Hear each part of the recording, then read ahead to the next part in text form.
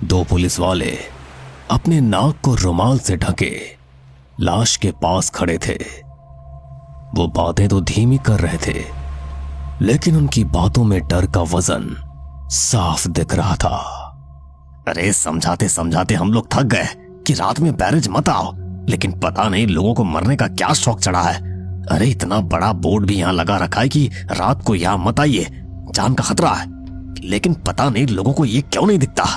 अरे दिन में यहाँ कितनी भीड़ होती है, सैकड़ों परिवार आते हैं, मस्ती करते हैं, सेल्फी लेते हैं, सब ठीक रहता है, पर रात 11:15 के बाद ये जगह किसी और की हो जाती है।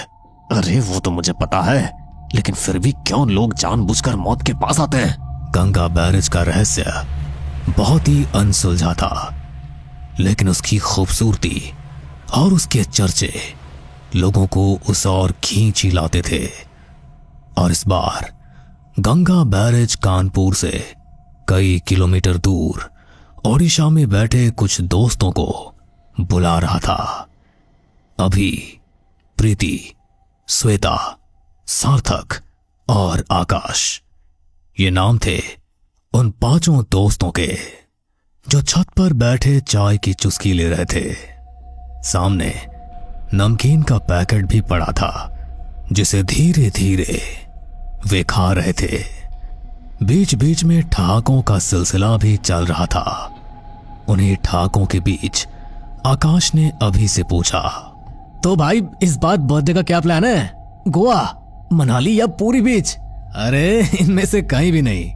अरे क्यों भाई, बर्थडे पार्टी नहीं देनी है क्या? अरे इस बार 21 का हो जाएगा तू, पार्टी तो भयंकर होनी चाहिए, ऑल नाइट होनी चाहिए। क्यों दोस्तों, इस बार पार्टी कानपुर में करेंगे, मस्त वाली और बिग वाली। कानपुर? हाँ यार, मेरे दादा दादी वहीं रहते हैं, कई साल हो गए उनसे मिले हुए, वो हमेशा मुझे बुलाते हैं। तुम लोगों को तो पता है ना, जब मैं 12 साल का था तभी पापा का यहाँ ट्रांसफर हो गया और हम सब ओडिशा चले आए। पापा ने कितना कहा दादा और दादी को कि हमारे साथ चलिए, लेकिन उन्हें तो वही मन लगता है, तो वो आए ही नहीं। कानपुर का आइडिया मस्त है यार, हम सब लोग नई जगह घूम भी लेंगे, तुम्हारे दादा दादी से भी मिल लेंगे और रोड ट्रिप भी हो जाएगी। और कानपुर की टिक्की चाट पहले दिन ही खाएंगे। मैंने एक रील्स में देखा था, बहुत ही टेम्पटिंग था यार वो। अरे देख ले बुक्कड़ को। वही मार्केट भी घूमेंगे, टाइम अच्छा गुजरेगा।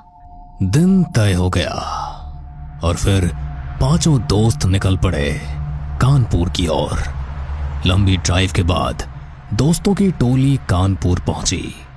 घर के दरवाजे पर ही दादा और दादी टकटकी लगाए उनका इंतजार कर रहे थे, और जैसे ही 5 वहां पहुंचे उनकी आंखें भर आई। उन्होंने सारे दोस्तों को गले से लगा लिया। इतना अपनापन, इतना प्यार देखकर रास्ते की सारी थकान दूर हो गई। 3-4 दिन उन्होंने पूरा शहर घूमा, हर एक नई चीज ट्राई की। इतनी सारी फोटो और सेल्फी सबने ली कि उनकी मोबाइल की गैलरी भरने लगी।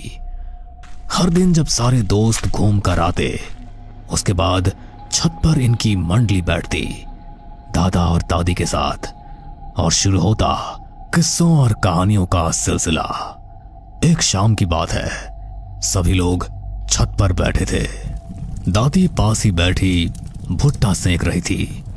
तभी अभी ने दादी से कहा, दादी कल गंगा बैरेज चलते हैं ना, सब बोल रहे हैं वहां का व्यू बहुत अच्छा है।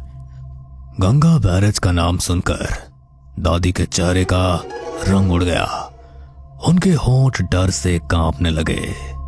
गंगा बैराज? अरे नहीं नहीं, वहाँ मत जाना, बिल्कुल मत जाना।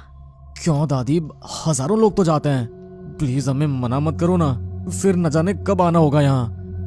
अभी ने दादी से ये बात इतने इमोशनल ढंग से कही कि दादी ने कहा, दिन में जाना हो तो जाओ, घूम लो, फोटो खींच लो, चाय पी लो, लेकिन याद रखना रात 11:15 के बाद इस जगह का नाम भी मत लेना, क्योंकि उस वक्त की हवा इंसानों की नहीं होती, वो किसी और की सांस होती है। उस वक्त जो आवाज उठती है वो सिर्फ सुनाई नहीं देती, वो तुम्हें अपनी ओर खींचती है। वो पुकार नहीं होती, वो पकड़ होती है। याद रखना, ये चेतावनी है। कहानी समझकर हंसोगे, तो लौट नहीं पाओगे। ठीक है दादी, रात को कोई नहीं जाएगा। हाँ, सुबह ही चलेंगे। हाँ पक्का। दादी की बात को सबने सिर हिलाकर मान तो लिया, लेकिन सभी के जहन में एक ही सवाल चल रहा था कि आखिर क्या है गंगा बैरेज में? क्यों लोगों को रात के वक्त वहां जाने से मना किया जाता है? उसी रात की बात है।